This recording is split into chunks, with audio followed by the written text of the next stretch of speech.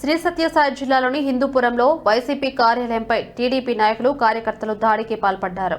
ఈ దాడిలో కార్యాలయం అద్దాలు, ఫర్నిచర్ ధ్వంసం కావడంతో పాటు వైఎస్ఆర్ విగ్రహాన్ని కూడా పగలగొట్టినట్లు వైసీపీ నేతలు ఆరోపించారు.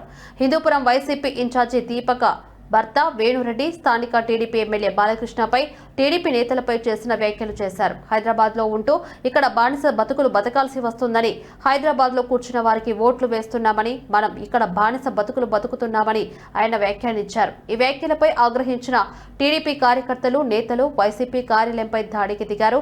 కార్యాలయంలో అద్దాలు, ఫర్నిచర్ ధ్వంసం చేయడంతో పాటు వైఎస్ఆర్ విగ్రహాన్ని కూడా ధ్వంసం చేశారు.